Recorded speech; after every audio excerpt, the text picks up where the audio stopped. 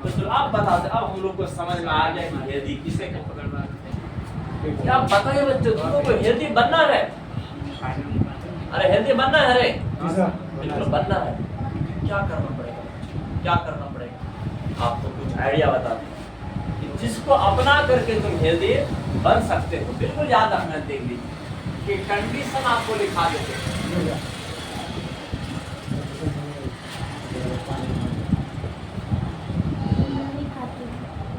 Condition to become a healthy person, याद रखना, देख लीजिए। अब तुम लोग को कुछ कंडीशन बताते हैं अगर एक हेल्दी इंसान बनना है तब। सबसे पहला जानते हो, सबसे पहला कंडीशन बैलेंस डाइट यूज करो।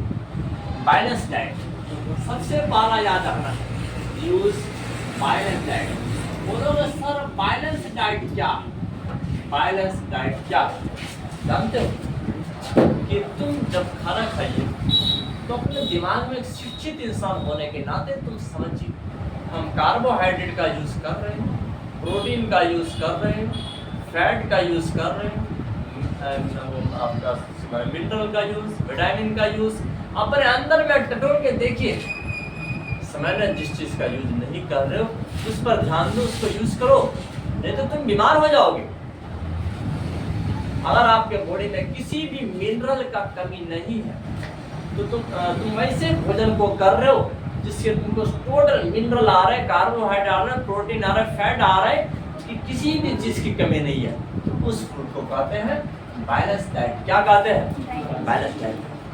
तो हमेशा किस तरह का फूड यूज करना है? बैलेंस डाइट यूज करना है। और दूसरा वाला बात,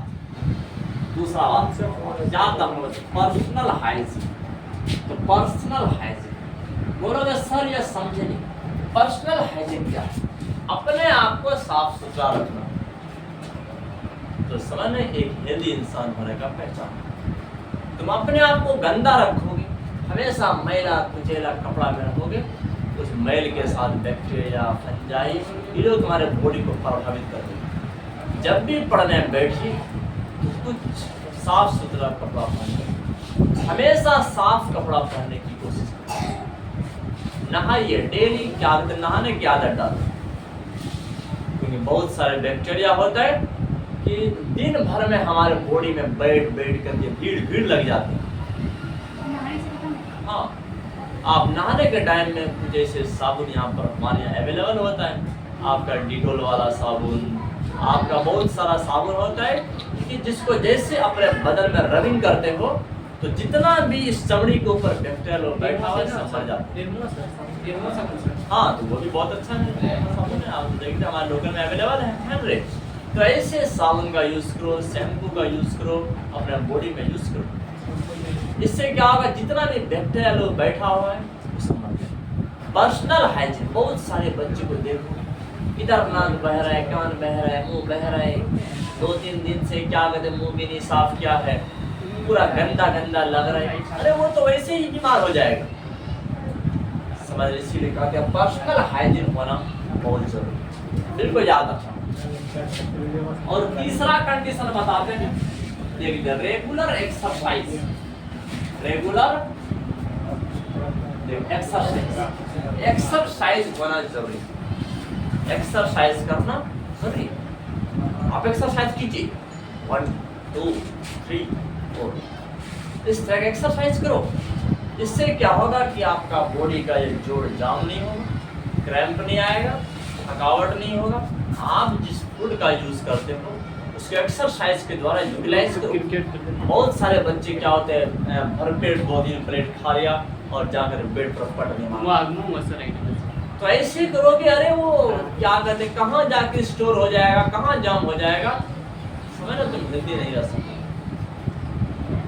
देखिए बहुत सारे बच्चे ऐसे होते हैं, जानते हो 2 दिन पहले पढ़ रहे थे कि ये सब बता रहे थे कि दूध का इस्तेमाल कर, तो बड़ा लोग जो है, बड़ा लोग वो हमेशा सावधानी से मिल्क का इस्तेमाल करें, क्योंकि दूध का ज़्यादा इस्तेमाल अगर बड़ा इंसान कर रहा है, इससे क्या होगा, नौसिया का बीमारी होगा। हाँ, मतलब आपको उल्टी का मन करेगा, उल्टी नहीं हो, कभी कभार उल्टी भी हो जाएगा, आपका पेट एकदम से फुला फुला जैसा और ज्यादा क्या कहते हैं गैस का फॉर्मेशन।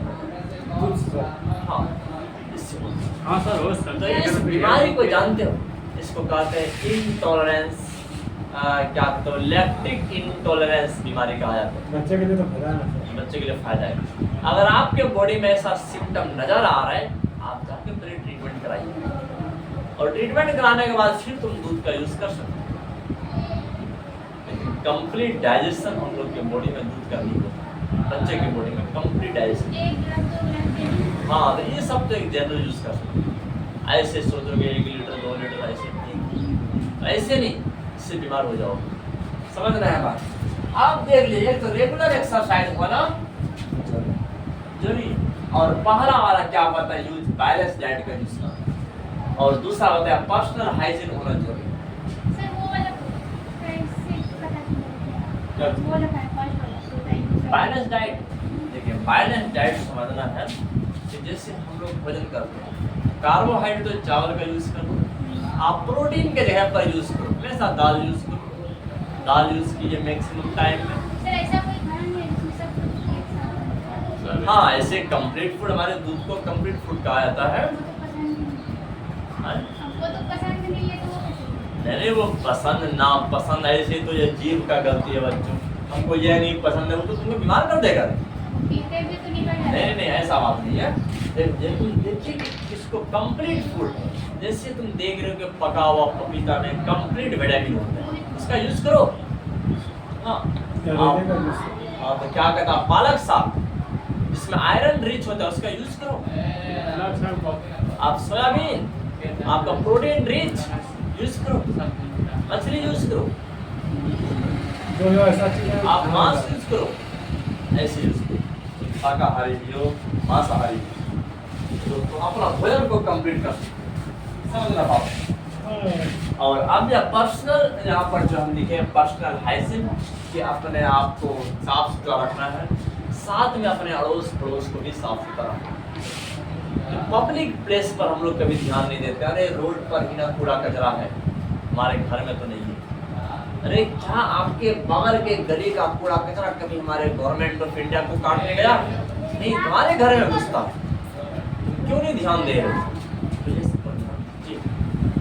नहीं तो बीमारी पकड़ लेगा, बीमारी पकड़ लेगा। बात को समझना है, देख लीजिए कि क्योंकि यह डिजीज, जानते हो डिजीज आपका इसका जो जिम्मेदार है बहुत सारे इन्फेक्शन जो लिखे थे, इन्फेक्शन मतलब बैक्टीरिया, फंजाई, और आपका बहुत सारा वायरस है, बहुत सारा हेलमिंथ है, ये लोग भी जिम्मेदार है डिजीज। समझ रहे हैं बात को? ये लोग भी जिम्मेदार है डिजीज। देख लीजिए, हाँ देखिए बिल्कुल याद रखना बच्चों, डिजीज कैन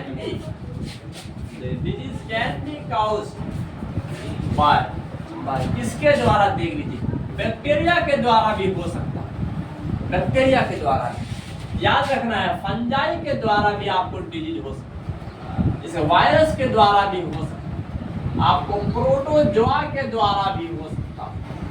आपको देख लीजिए जिस प्रोटोजोआ के चलते, वायरस के चलते हो सकती है, प्रोटोजोआ के चलते, हेलमिंथ के चलते भी हो सकता है। तो ये सब के चलते बीमारी हो सकती है। बोलोगे सर जितना बैक्टीरिया है सब बीमारी फैलाते हैं? नहीं, सब बीमारी नहीं फैलाते। क्या सारा फंजाई बीमारी फैलाते हैं? नहीं। जो जीव बीमारी फैलाते हैं तो उन सबको पैथोजन कहा जाता है। क्या कहा जाता है? पैथोजन। तो समझना है, देख लीजिए उन सबको पैथोजन कहा जाता है, पैथोजन। याद रखना है डिजीज कॉजिंग ऑर्गेनिज्म, जो ऑर्गेनिज्म बीमारी फैला रहा है उन सबको बोलेंगे पैथोजन। क्या बोलेंगे? पैथोजन। बैक्टीरिया भी हो सकता है, लेकिन सारा बैक्टीरिया पैथोजन नहीं है, इसी से बना है पैथोलॉजी। देखिए आज हम लोग जाते हैं पैथोलॉजी में, वहाँ क्या होता है? इसी पैथोजन का स्टडी क्या है? लॉजी का मतलब स्टडी। आपके ब्लड में कौन सा जर्म बीमारी फैला रहा है उसके बारे में नॉलेज प्राप्त करना। आपके यूरिन में कौन सा बैक्टीरिया है जो बीमारी फैला रहा है उसके बारे में स्टडी करना। आपके स्टोमक में कौन सा बैक्टीरिया जो बीमारी फैला रहे हैं उसके बारे में स्टडी करना है। ये सब का स्टडी कहलाता है पैथोलॉजी। तो अब ये समझना, पैथोजन का मतलब होता है डिजीज कॉजिंग ऑर्गेनिज्म। तो समझो जो ऑर्गेनिज्म बीमारी फैला रहा, देखिए डिजीज कॉजिंग ऑर्गेनिज्म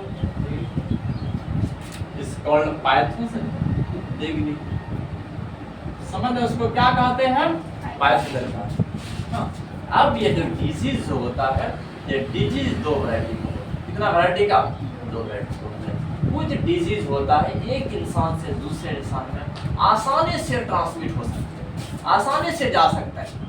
देखिए जैसे मलेरिया हो गया, फाइलेरिया हो गया, ये सब जो बीमारी है वो हवा के द्वारा या किसी मच्छर के द्वारा या पानी के द्वारा या सांस के द्वारा किसी भी माध्यम से अगर एक इंसान से वो बीमारी दूसरे इंसान में चले गया तो उस डिजीज को इन्फेक्शियस डिजीज का क्या कहते हैं, इन्फेक्शियस डिजीज। बिल्कुल याद रखना बच्चों, डिजीज दो वैरायटी का होता है।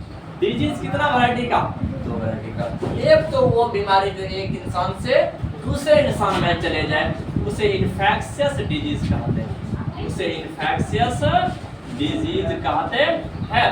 और कुछ बीमारी जैसे कैंसर, तो ये सब जो बीमारी है जो एक इंसान से दूसरे इंसान में नहीं जा सकते, इसको नॉन इन्फेक्शियस डिजीज कहते हैं, इसको नॉन इन्फेक्शियस डिजीज कहते हैं। तो ये सब बात को याद रखना है। देख लीजिए हम दोनों का डेफिनेशन लिखा देते हैं। पहला नंबर में है इन्फेक्शियस डिजीज, पहला नंबर में है इन्फेक्शियस डिजीज। इन्फेक्शियस डिजीज क्या है, बिल्कुल याद रखना है। ऑल दो डिजीज, वो सभी बीमारी याद रखना है, ऑल दो disease which can be transmitted, which can be transmitted, जो कि ट्रांसमिट हो सकते हैं, which can be transmitted from infected person, from infected ग्रसित लोगों से।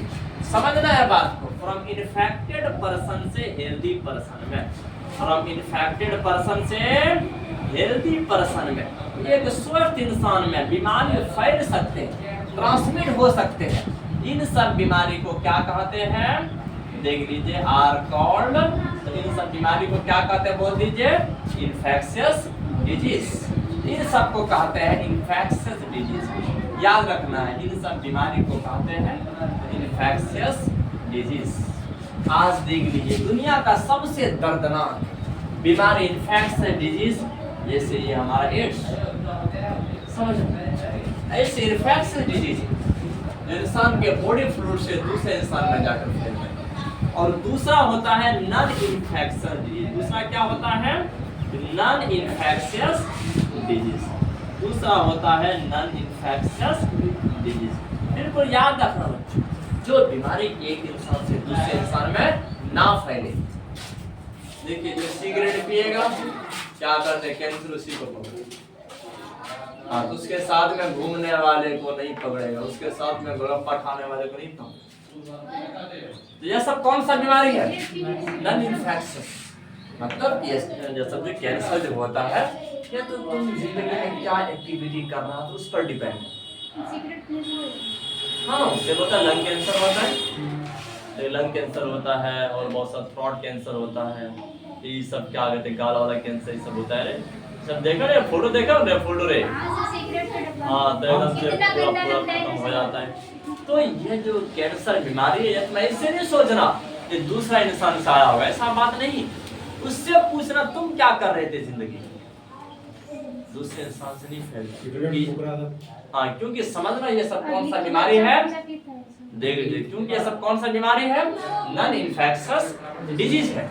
बिल्कुल याद रखना है बच्चों, ऑल दोज डिजीज, वो सभी बीमारी, all those disease, all those disease which can not be transmitted, जो समझना ट्रांसमिट नहीं हो सकते हैं, which can not be transmitted, याद रखना है, which can not be transmitted from infected person to healthy person. याद रखना है बच्चों, फ्रॉम इन्फेक्टेड पर्सन से हेल्दी पर्सन में जो ट्रांसमिट नहीं हो सकता, नहीं जा सकते हैं। देख लीजिए टू हेल्दी पर्सन।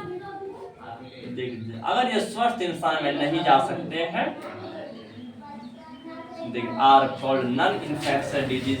तो इन सबको क्या कहते हैं? नॉन इन्फेक्शियस डिजीज कहते हैं। तो इन सबको बोलेंगे नॉन इन्फेक्शियस डिजीज। तो इन सबको कहते हैं नॉन इन्फेक्शियस डिजीज कहते हैं। देखिए जी, तो इसका एग्जांपल हो गया कैंसर, जो आज दुनिया में मोस्ट वाइटल वाला डिजीज है। सबसे ज़्यादा इंसान मर रहा है, वैसे कैंसर बीमारी से